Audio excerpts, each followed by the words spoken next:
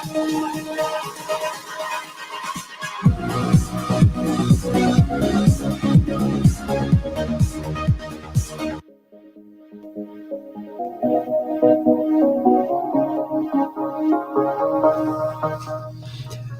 pleasant good evening. Warm welcome to this Thursday, August 11th, 2022 presentation of Freedom News Basket 45 minutes of the latest factual news happenings about Liberia and elsewhere. I am Jeff Jefferson anchoring this edition of the news program. The top developments are following tonight. Foreign Minister Mazwe Kimaya assures the public that the ministry will release the findings of the investigation into the diplomatic passport saga involving businessman Sheikh Bashiru County, September this year. Monrovia City Court reschedules the criminal trial involving 7 members of the CBC Council of Patriots following prosecuting lawyers' legal technicality. Liberia's Small Arms Commission to launch the Africa Union Amnesty of the Month on silencing guns, which is expected to take place later this month. Away from home, about 130 people have been arrested after anti-government protests in Sierra Leone, police said, according to the BBC. The details of these developments, the voices of the newsmakers, the news bulletins posted for developments are packaged in this edition of the news program. Follow us online at www.freedomradioliberia.com. This news presentation is proudly sponsored by Crime Stoppers Liberia.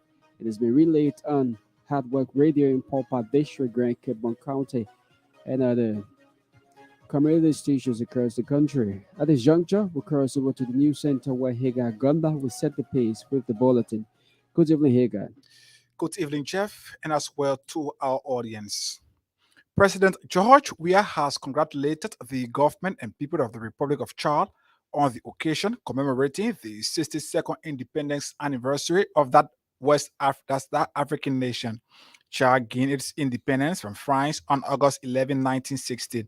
In his message to his Chadian counterpart, Mohamed Idris Deby, President Weah, on behalf of the government and people of Liberia, and in his own name, extended heartfelt congratulations and best wishes to the government and people of the Republic of Chad as they celebrate this historic milestone. The Liberian leader also assured his Chilean counterpart that the two governments will work together to strengthen the bonds of friendship and cooperation subsisting between the both countries. He further hoped and prayed that the Almighty God will indwell President Mohamed Idris Deby with abundant wisdom and strength as he leads his people to sustainable peace and greater prosperity. At the same time, President George Weah has sent a congratulatory message to the government and people of the Republic of India on the occasion commemorating the 75th independence anniversary of that country on August 15. According to a foreign ministry release, in the message to India Prime Minister Narendra Modi, the Liberian president, on behalf of the government and people of Liberia, and has expressed heartfelt congratulations and sincere best wishes to the government and people of India as they commemorate this joyous and historic occasion. As the people of India celebrate this historic moment, President Weah noted with deep satisfaction the heightened bilateral ties subsisting between the two countries and people, added that his government looks forward to strengthening of the already excellent bilateral cooperation subsisting between Liberia and India for the mutual benefits of the people. The Liberian leader then prayed for the personal well-being of Prime Minister Narendra Modi and also prayed that the Almighty God showers the Indian Prime Minister with abundant wisdom and strengthen him as he leads the people of India. Foreign Minister Maswa Kemia has assured the public that the ministry will release the findings of the investigation into the diplomatic passport saga involving businessman Sheikh Bashiru County September this year. Speaking at the Ministry of Information regular press briefing Thursday in Monrovia, the foreign minister said the investigation is still underway with the help of experts from the United States who arrived in the country since June of this year to assist in the investigation. His latest disclosure comes following the aspiration of previous deadline for the release of the report, which has brought speculations surrounding the passport saga. But the foreign minister said the committee, headed by Deputy Foreign Affairs Minister for Administration Tema Duncan, uh, is a credible and transparent committee working tirelessly to complete the investigation process. According to him, Sheikh Bashir County is a person of interest in the investigation, whereas the investigation began without access to Sheikh Bashir County to answer questions on the purported passport saga. He said the investigative committee is working with the American expert for the person in question to answer questions on how the diplomatic Liberian passport got in his personal possession. The Monrovia City Court has rescheduled the criminal trial involving several members of the CDC Council of Patriots following prosecuting lawyers' legal technicality. Prosecuting lawyers Thursday were seen pleading with Magistrate Joma Jala to delay the proceeding to Monday, August 15, to enable them gather more evidence from the police on the defendant. Prosecuting lawyers' request for additional time was granted by Magistrate Jala, and the matter later rescheduled for next Monday. But defense lawyer Councilor Arthur Johnson said he is aware of prosecuting lawyers' plan to obtain an indictment from the grand jury of Montserrado County against his clients. Councilor Johnson, however, maintained that he is not troubled by prosecuting lawyers' legal technicalities, despite the court's ruling for next Monday. The seven members of the CDC Council of Patriots were charged for multiple offenses, ranging from attempt to commit murder, aggravated assault in connection to the Independence Day incident. The Liberia Small Arms Commission is expected to launch the African Union Amnesty of the Month on silencing the guns, which is expected to take place on Tuesday, August 16. Speaking at the Ministry of Information regular press briefing Thursday in Monrovia, the chairman of the Liberian Small Arms Commission, Tiklo Maxwell Grisby, said the initiative will pave the way for member states to engage citizens of the country about the need to silence guns in the country. According to Grisby, the initiative will also provide awareness on the public and state security actors against carelessness, that's carelessly discharging firearms has been witnessed in recent times. Maxwell Grisby further that the commission under the new regulation is expected to institute policy measures that will require all paramilitary individuals to have competence, that's competence clearance before the unit. Meanwhile, the chairman on small arms has warned members of the security apparatus who have state weapons and are reckless and negligently using it that they will be prosecuted under the law that govern the Small Arms Commission. He said no government official has the right to possess firearms without a license, whereas the commission will also find airlines, shipping lines, among others, that will bring firearms in the country without license. APM Terminal Liberia is in partnership with the Liberia Revenue Authority have launched the Port Authority Digitalization Project aimed at digitalizing and improving the efficiency of both customs and clearance terminal operations.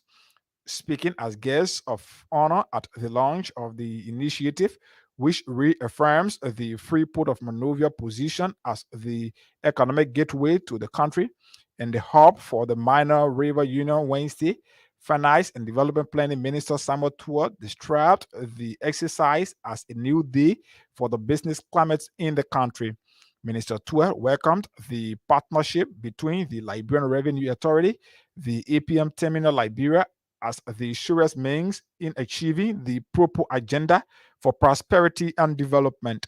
The Finance and Development Planning Minister also used the occasion to disclose that the government is expected to drag the free port in the coming years.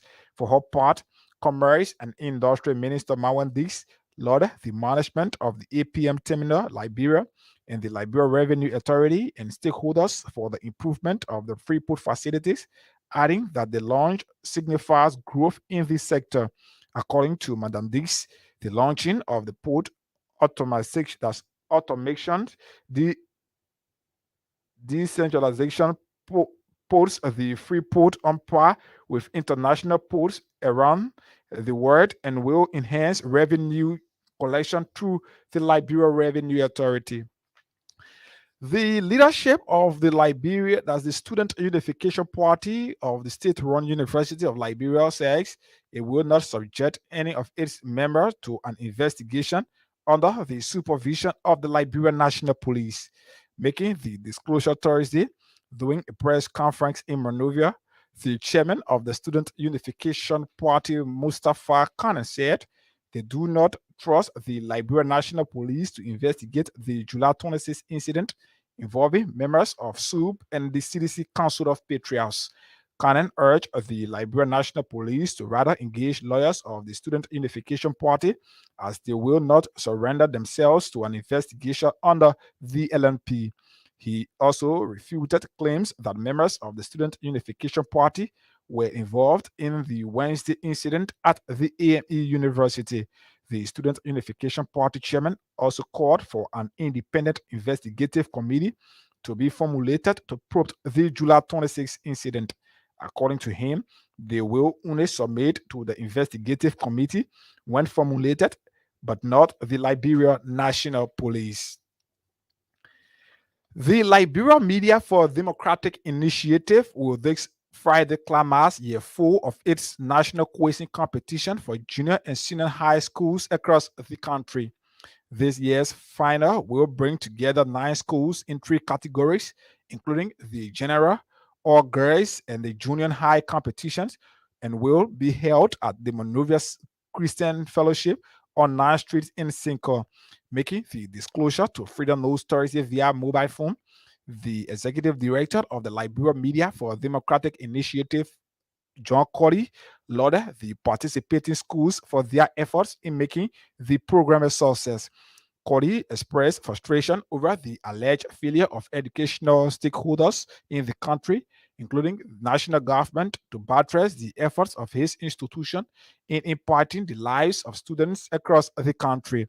According to him, his institution is challenged financially, but is, however, committed to its quest for improving the educational system of the country through the consistent conduct of its quizzing competition for high schools across the country. The LMDI executive director, who also disclosed the launch of year 5 of the LMDI quizzing competition, further expressed hope that goodwill organizations or the government of Liberia will see the need to support the LMDI. And officials of the Coalition for Democratic Change in Margibi County have completed the disbursement of 1 million Liberian dollars recently given to women of Kakata City by Minister of State for Presidential Affairs Nathaniel Mangiu. The money, according to the CDC Margibi County chapter, was given as an appreciation and transportation for women who had gone to await the arrival of Minister Mangiu at the party's headquarters in that's Kakata, where he made a brief stop before leaving for Bon County. The chairman of the CDC Margibi County chapter, Daddy Gibson, also explained that the women who came from various communities were present to further welcome the minister to the county for passing through Kakata, where he committed himself to giving them the money for the warm reception. He noted that upon the departure of the Minister of State to Bon County, the party received the listing of women groups from different communities in Kakata who were present at the meeting to benefit from the money donation. The CDC Margibi County chapter also added that there were about 64 groups that benefited from the money in different communities in the area. Well, Jeff, those are stories contained in the Bulletin of News. Is back to you for the continuation of Freedom Evening News Basket. Many thanks to Hagar Gunda for reading us the news bulletin that is the regular future on Freedom News Basket. Hagar will return later with the foreign developments. If you're just joining us, you're listening to the Thursday, August 11, 2022 presentation of Freedom News Basket, 45 minutes news presentation, a joint production of the News and Current Affairs Department here at Freedom Communications Incorporated. One of the top developments we're following tonight: Liberia's Small Arms Commission to launch the Africa Union Amnesty of the Month on Silence and Guns in Africa. Let's now bring you the voices of those making the news.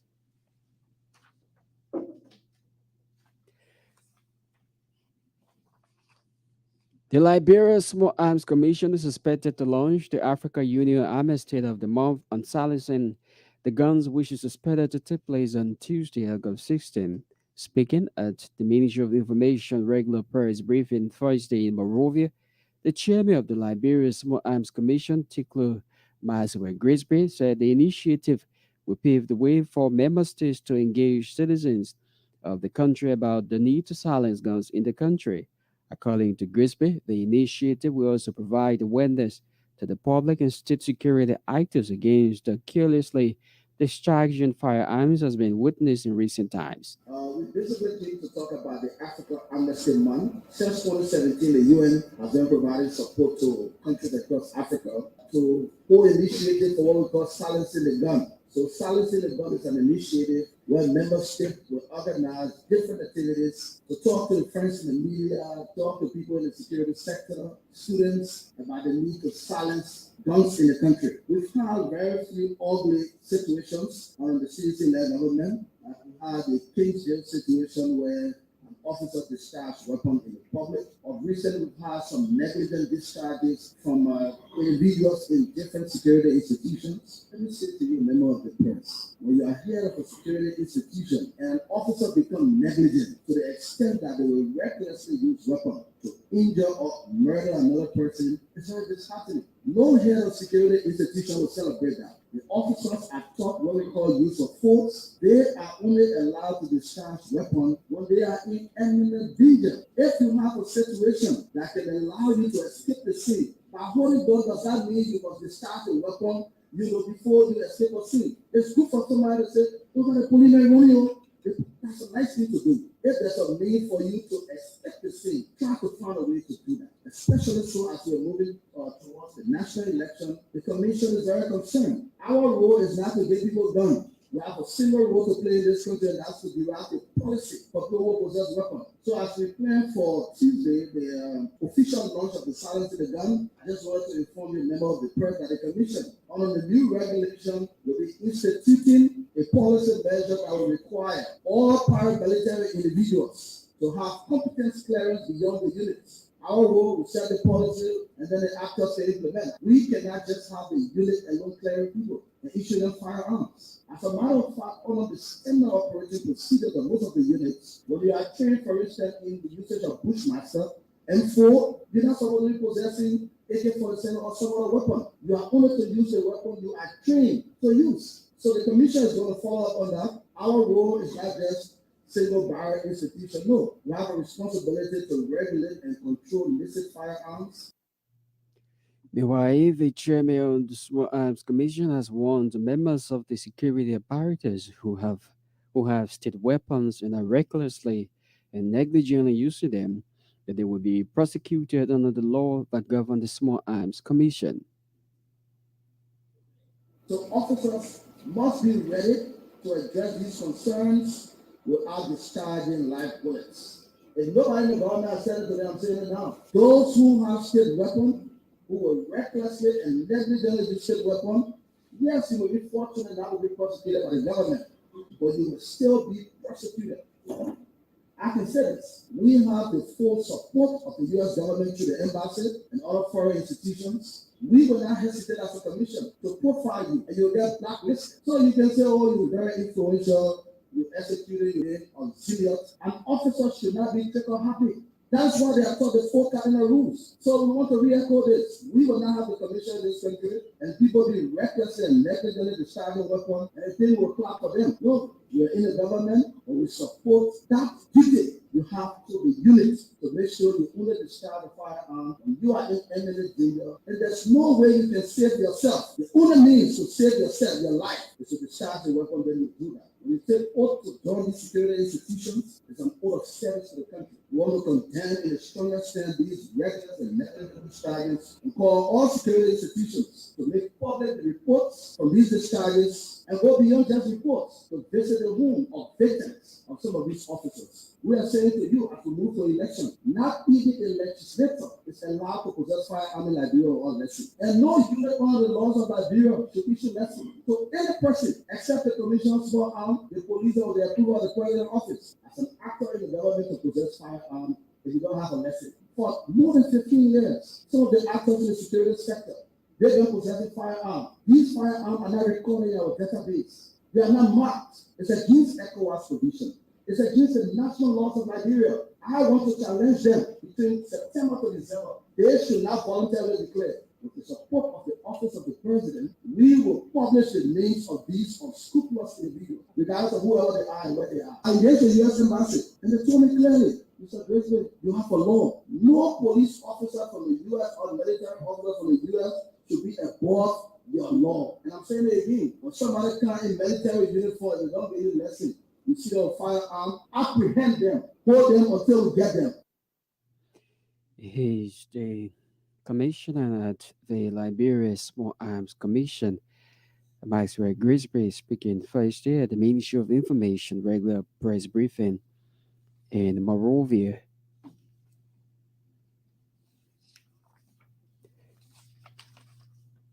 The leadership of the Student Unification Party of the State Royal University of Liberia says it would not subject any of its members to an investigation under the supervision of the Liberia National Police, making the disclosure Thursday during a press conference in Monrovia. The chairman of the Student Unification Party, Mustafa Khan, said they do not trust the Liberia National Police to investigate the July 26 incident involving members of SUP and the CDC Council of Pictures.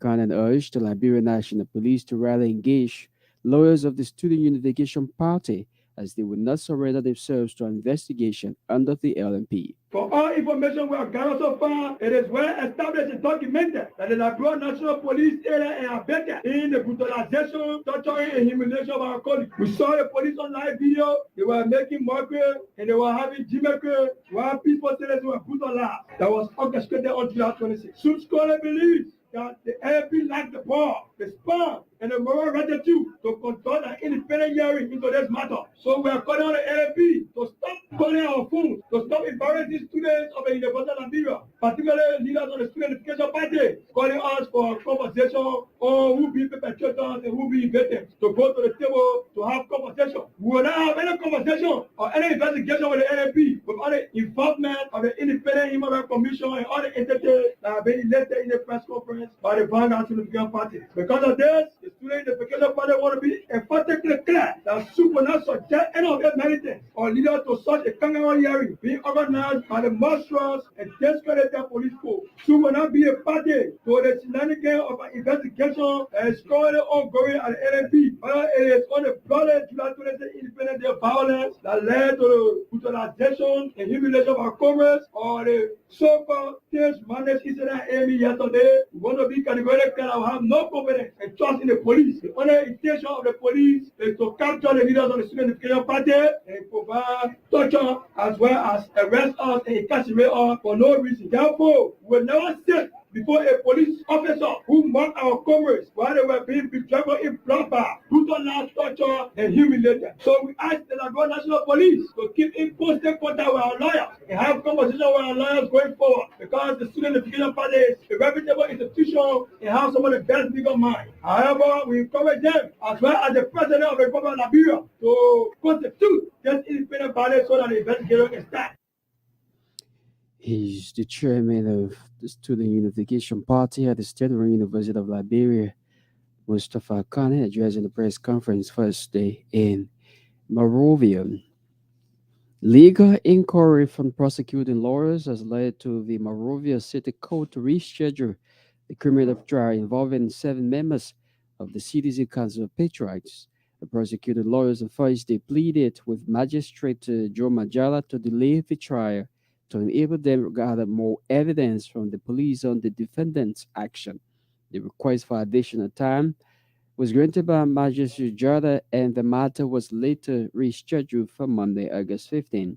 Following the court's decision, the Assistant Minister for Litigation, Councillor Wise spoke with our judicial correspondent at the Temple of Justice. The judge denied our application for continuance. The basis of our continuance was to allow us to present additional information to the court that was not obtained at the time the individual were being investigated and forwarded to the court. That was not intended to delay the trial proceedings, but to ensure that the judge have a probable reason to grant a full-blown trial because the judge has a jurisdiction over the criminal charges. It is not solely enough saying you hear preliminary examination and send it to the higher court, but you can hear that because those cases have collapsed with the court. So you don't want the judge to have that appreciation of our evidence. Well, at the time the individual were being investigated, the principal victim, Christopher, was not present in the police station. And also other victims who alleged that they were being beaten on, they didn't appear at the police station. So we need to get additional information. Note that police have 48 hours to investigate the matter and have it sent to court. So that was done in a statutory limitation. But now, issue of gathering evidence will continue to trial. So we are trying to go into trial, but we want to ensure that the judge have an appreciation of the evidence we have in our possession so that it move the case to a full-blown trial instead of wasting the time of opinion examinations. I don't really know. I cannot speak to that. As far as concerned, at the time we were brought to court, they were charged for the crime of criminal intent to commit murder and aggravated assault. Although charges are pronounceable before the criminal court, not before the court. But before this court, my instructor could only have the other charges that are misdemeanor. So the one that had to do with the second degree felony was forwarded over to the appropriate court for action. So I cannot speak to the issue of the indictment. As far as concerned, this court cannot hear in a full-blown trial cases that involve attempted murder, aggravated assault. No, not to my knowledge. I told you that on Tuesday the grand jury started sitting on Tuesday. So they can have other cases, the other murder trial that you put out to testify to. So I don't know which specific case that you sent to the grand jury room. You can ask the county attorney to tell you what the police came from. But as far as concerned, our prosecuting Anthony who carry on the indictment, you have the second right to call up police witnesses to come to testify. So they may have come to other cases beside the one you're thinking about. So I can speak to them. Our intention is not to delay the trial proceedings or to buffer the proceedings, but to ensure that justice is done. So before His prosecuting lawyer and Assistant Minister for Litigation at the Ministry of Justice, Wise Councillor. Meanwhile, defense lawyer Councillor Arthur Johnson said he is aware of prosecuting lawyers' plan to indict his clients for attempt to commit murder and aggravated assault, but he is not troubled by their legal techniques. If you see the state asking for continuance, I think they want to get an indictment for the other 2 charges that are not cognizable for trial before the magisterial court. I'm a criminal lawyer. And so what they intend to do is that they want to delay until they can get a grand jury indictment for the 2 charges and then they can serve the indictment. But we already understand that. We already know what to do. Yeah, once they get the true bill, they will come up with a writ of arrest from Criminal Code A. And then the bond that we have from the magisterial court will be used to introduce to the sheriff and as well as the judge. Now, to have the man in detention is not the trial. The essence of criminal prosecution is to make sure that justice is served. All of the people that committed crimes all around the place, and you have one group of persons you're prosecuting them, that is selective enforcement of the law, illicit injustice. This is my first time in my practice of law. You may have an indictment or the writ of arrest, and then you don't have the criminal agency traceable to the crime. There is no medical report, no medical institution to say who is the victim, and you cannot get the victim, but you say you watch from video. This is my first time. First and foremost, in a criminal trial, when you try to intend to say you want to establish a criminal trial guilt against a person, the responsibility is on you, first of all, to establish what we call the criminal agency that is traceable to the accused. You don't have criminal agency. Where is the victim? Where is the medical report? On what basis you are proceeding for charges? So the whole thing is just about sentiment and deciding to subjugate one group of persons. In fact, you and I are witnessing, we're hearing all kind of violence against the same perpetrator. Let's go to court and wait and see. They both say they get evidence. Let them produce the evidence. And you say somebody was dying, bring the witness, bring the victim, bring the medical report. But you let listened to the Assistant Minister for Litigation said that at the time we presented our witnesses, when we presented a police charge against these people in court, we have not gathered the evidence. So we want the pictorial evidence to be produced, then we can start with the preliminary examination requests that are made before they proceed. So my question to the court is, on what basis you proceeded to issue the writ of arrest? Because before you issue the writ of arrest, there must be what we call a probable cause. Probable cause, those are facts, circumstances known to reasonable law enforcement or court officers or judicial officers or officials that a crime has been committed, and that crime that has been committed was committed with the result of a criminal agency, and that criminal agency is traceable to the accused. In the absence of the criminal agency, on what basis you proceeded to get a writ of arrest? His defense lawyer, Constable Arthur Johnson, speaking Thursday at the Temple of Justice, where he's taking us to a couple of minutes past the half-hour mark into the news. Let's apologize that we cannot bring you the passion of live sports.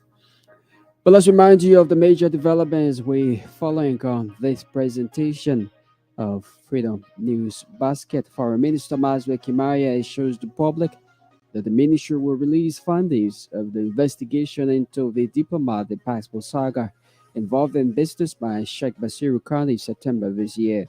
Monrovia City Court rescheduled criminal trial involving 7 members of the CDC Council of Patriots following prosecuting lawyers' legal technicality. Liberia's Small Arms Commission to launch the Africa Union Amnesty Day of the Month on silencing guns. Away from home, about 130 people arrested after anti-government protests in Sierra Leone, police say, according to the BBC. We'll take on a break and we'll come back. We'll bring you more developments on this presentation of Freedom News Basket.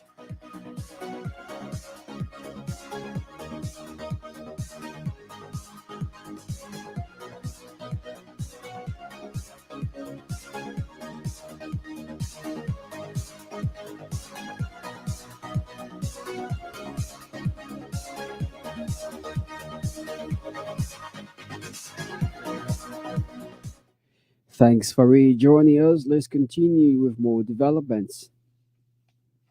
Foreign Minister Maswe Kimaya has assured the public that the ministry will release the findings of investigation into the diplomatic passport saga involving businessman Sheikh Basiru County this September.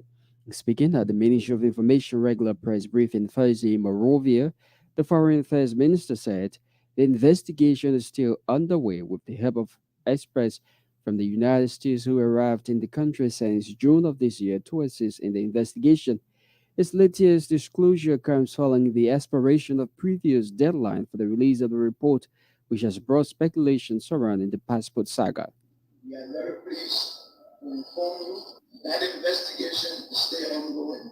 At the moment, in terms of update, we are very much grateful to the government of the United States of America for the technical assistance being provided us. In June of this year, an expert from the United States government arrived in Liberia with the expertise and skills that has to do with fraudulent documentation or examination of documents to determine. That's an expertise that we value because, as you are aware, we are talking about documentation. So we continue to collaborate with them, and at this point in time, the subject or person of interest with respect to the investigation is Sheikh Basiru Khan. So we are investigating allegations that he possesses a diplomatic passport, or that he was, or a diplomatic passport was allegedly found in his possession. Diplomatic passport allegedly found in the possession of Sheikh Basiru Khan. So Sheikh Basiru Khan is a person of interest in the investigation. So you would agree with me that the investigation even becomes inconclusive if you don't directly or indirectly have access to having Sheikh Basiru Khan to answer questions. That is the diplomatic engagement we are currently in. Unfortunately for us, the expertise or expert from the government of the United States that is providing technical assistance So the committee is now in contact. We have been working together with he and another colleague of his from the U.S. Embassy as it relates to this investigation. His Foreign Minister Maxwell Kimaya speaking Thursday at the Ministry of Information regular press briefing in Monrovia. APM Terminal Liberia, in partnership with the Liberia Revenue Authority, have launched the Port Authority Digitization Project aimed at digitizing and improving the efficiency of both customs clearance and terminal operations. Speaking as guest of honor at the launch of the initiative, which reaffirms the Freeport of Monrovia position as the economic gateway to the country and the hub for the Mano River Union Wednesday. Finance and Development Planning Minister Samuel Toya described the exercise as a new deal for the business climate in the country. Minister Toya welcomed the partnership between the Liberia Revenue Authority and APM Terminal Liberia as the surest means in achieving the proper agenda for prosperity and development. Government officials, technicians, members of the press, thank you for being here. You're here in your numbers for a reason, because this is an important platform in as much as we are building a digital automation platform here at the port.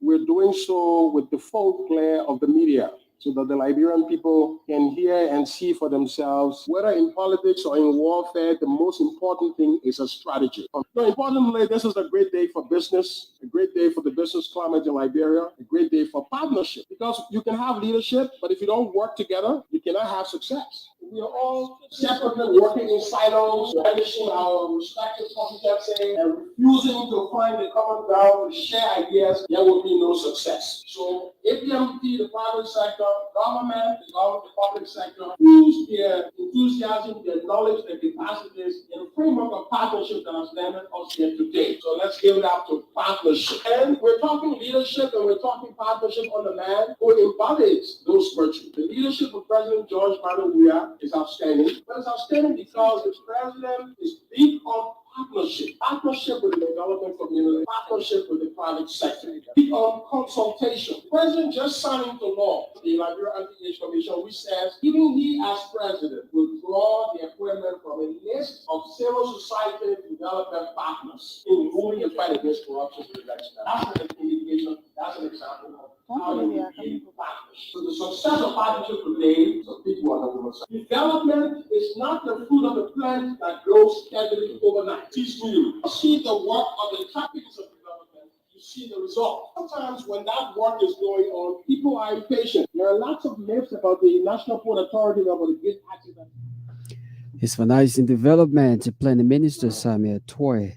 For her part, Commerce and Industry Minister Maweni Diggs lauded the management of the APM Terminal Liberia, the Liberia Revenue Authority, and stakeholders for the improvement of the free port facilities, adding that the launch signifies growth in the sector.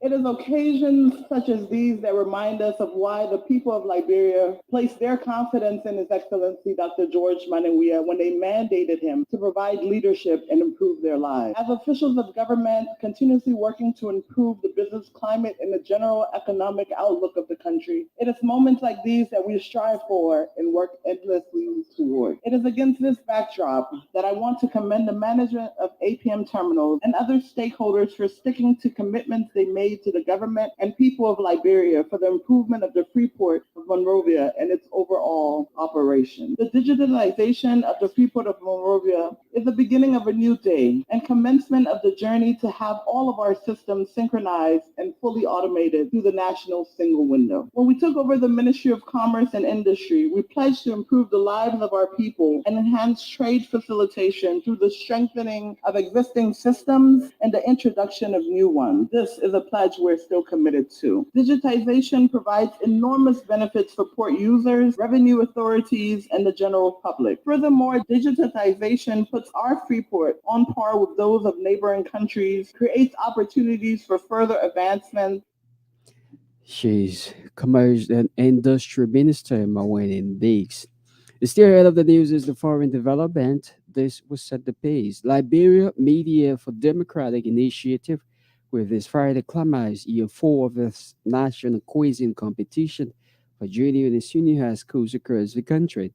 This year's final will bring together 9 schools in 3 categories: the general all girls and the junior high competitions, and will be held at the Morovia Christian Fellowship on Nam Street, Lincoln.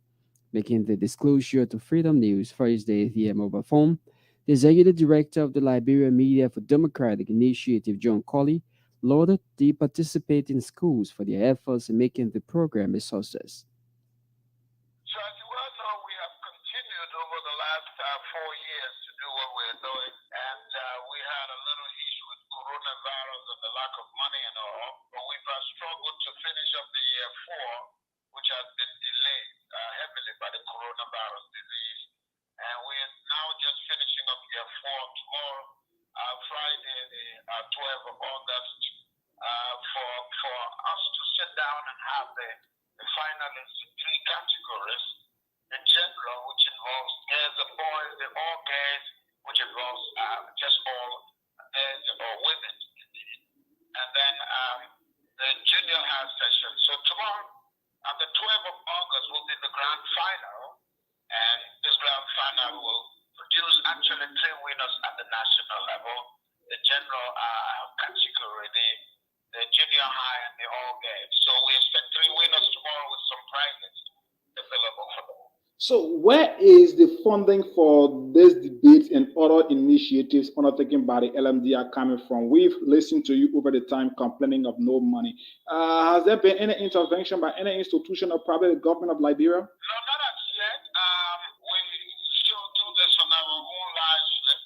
We find sources of money from friends at our own pocket and try to do this. So, no, we've largely supported this on our own. So, money is a big thing because this is a very sustained national event across the country. He's the executive director of Liberia Media for Democratic Initiative, John Colley, in conversation with Freedom News Thursday over the climax of year 4 of his national quizzing competition for junior and senior high schools across the country. At this juncture, we rejoin Hagar Gunda to read first the news from the foreign scene. About 130 people have been arrested after anti-government protests in Sierra Leone, police says. Demonstrations against the rising cost of living and corruption that began on Wednesday turned into a violent confrontation between police and protesters.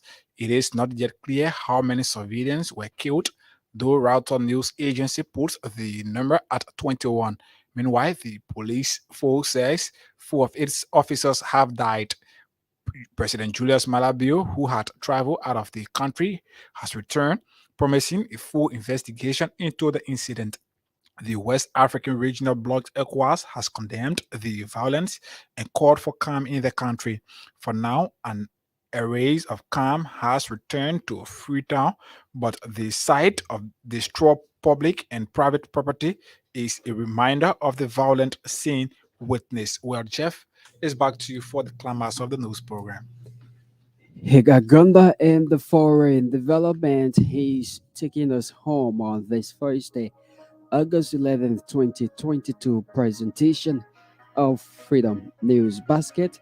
It is a 45-minute news presentation, a joint production of the News and Current Affairs Department here at Freedom Communications Incorporated with studios in Morovia. Just before we leave you, a recap of the major developments we've been following. Foreign Minister Mazwe Kimaya assures the public that the ministry will release the findings of the investigation into the diplomatic passport saga involving businessman Sheikh Basiru County, September this year. Morovia City Court reschedules criminal trial involving 7 members of the CDC Council of Patrons following prosecuting lawyers' legal technicality. Liberia's Super Arms Commission to launch the Africa Union Amnesty of the Month on silencing guns. Away from home, about 130 people have been arrested after anti-government protests in Sierra Leone, police say, according to the BBC. Many thanks to our contributors, correspondents, reporters, editorial team, and all who helped make this presentation of Freedom News Basket. The sources: Higagonda, read us the news bulletin and the foreign development. The invitation is yours to join us tomorrow morning at 6 for Freedom News Insight. This news presentation has proudly been supported by Crime Stoppers Liberia and has been relayed on Hard Work Radio in Pawpaw District, Grand Cape County, and other community stations across the country. And to the Stevens Center Control Coordinator of the sound system at the news presentation, Dua Cruzo handled the live Facebook feed. Thanks for viewing. Thanks for listening. On behalf of the team, then your presenter, Jeff Jefferson, good evening from Arovia.